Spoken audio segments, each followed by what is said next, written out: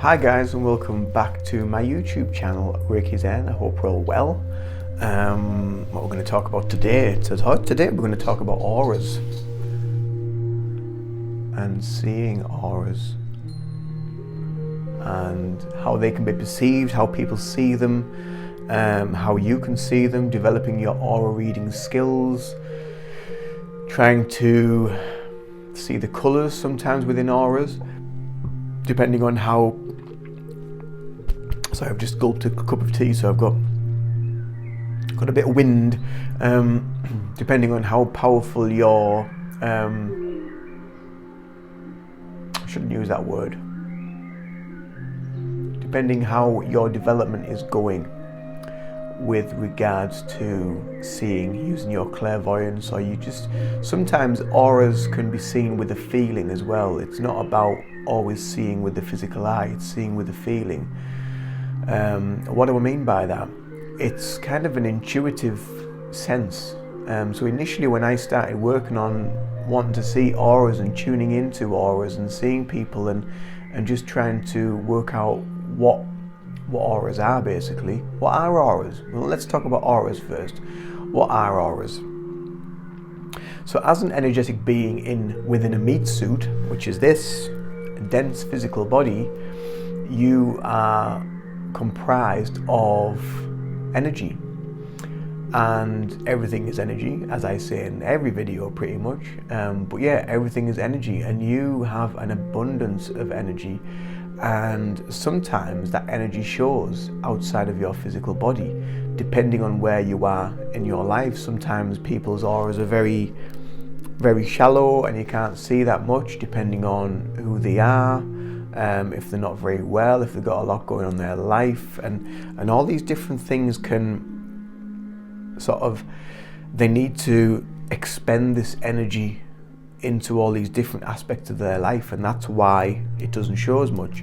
Other people who can be very vibrant and very lively can have massive auras, and I mean the auric field itself can expand to around about 6 feet around you, believe it or not, above you and below you. I don't see that much. I don't see, and very few people will see that much of the aura, to be fair, because as it goes out, it moves into other frequencies, and yeah. So, but the easiest part of the aura to see on a person is the one that's just around the outside of the body, and a lot of people liken it to, if you remember the Ready Brek advert, if you remember Ready Brek, and they used to have a little Ready Brek man, and he used to have like an orange glow around him, and that is what would be described as the aura. However, it doesn't tend to show, not always, doesn't tend to show as orange. What I've found from seeing auras, and this is just my personal experience, but what I've found is if I'm trying to tune in, or sometimes if people have got quite a strong aura, I don't need to tune in, it's just there and it's quite evident to see. It's kind of like when you see, how can I describe it? When you see sort of wildlife documentaries or films with long winding roads in, and there's the heat going across the road and you get that sort of shimmery effect, that's a little bit like this just outside of the body.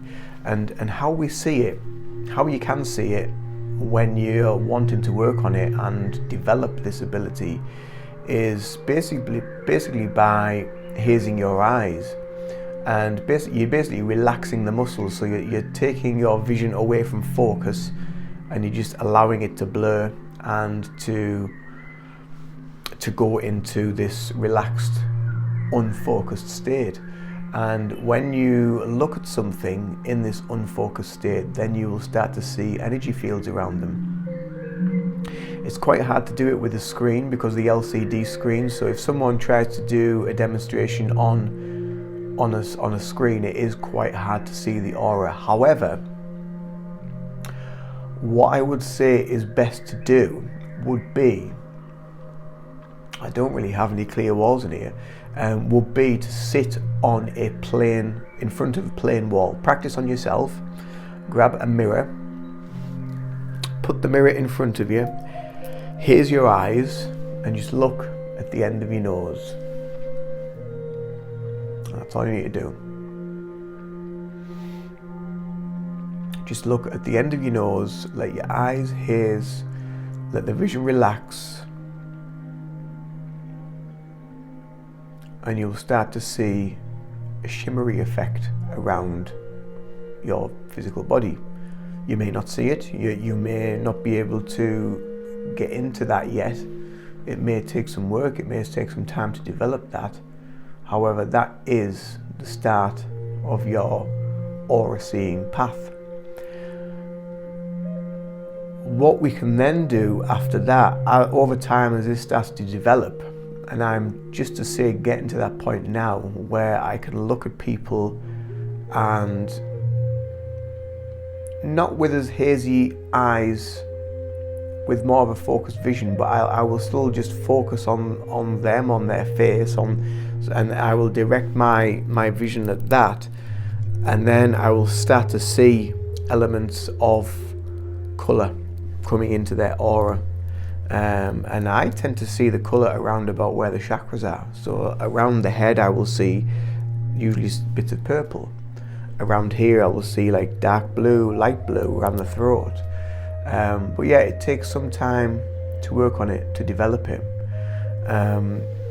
But yeah, I mean, what would we need to look at auras for? So a lot of people use auras to read a person, to look into what's going on in their life, to look into what may be affecting them. It may be something that's coming out from their chakras, could be affecting their aura.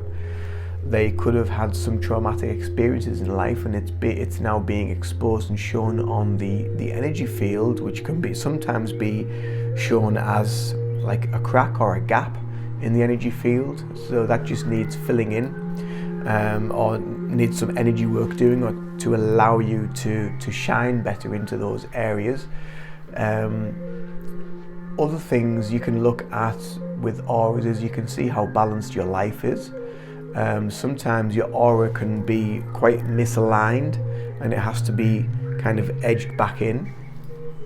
I know my Reiki master has often said about a book that he's read where somebody went to see this lady who was a medium, and she looked at them and the aura was going out in this direction, so she had to pat the aura back in just to realign the energy field around their body and realign that energy. So yeah, it's quite a powerful. It is powerful. It is a powerful thing. It's a powerful thing to be able to do as well.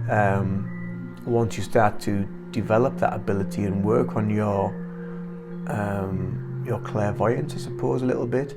However, you don't always need to be able to see auras. Like I was saying before, sometimes you can get a feeling of someone's aura. You can look at someone and see how they are physically shining, if they're looking well, if they're looking vibrant, if they're looking bright, and sometimes you will get an intuitive feeling within of that person's aura. And that's how I started. I started just getting like a feeling like, oh, they've got a really bright pink aura, or they've got such a lovely, relaxed, calm looking aura about them. And then over time it kind of like developed a little bit, and I'm still working on it. I'm still developing, as we all are.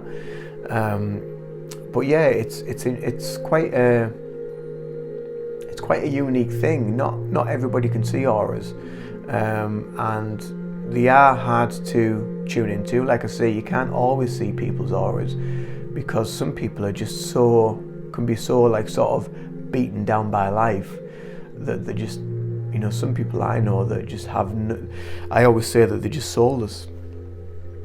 They just seem to have no inner fire, no passion, no energy. They're just like, just going through the everyday maelstrom of life and have no inner calling or aspirations for anything.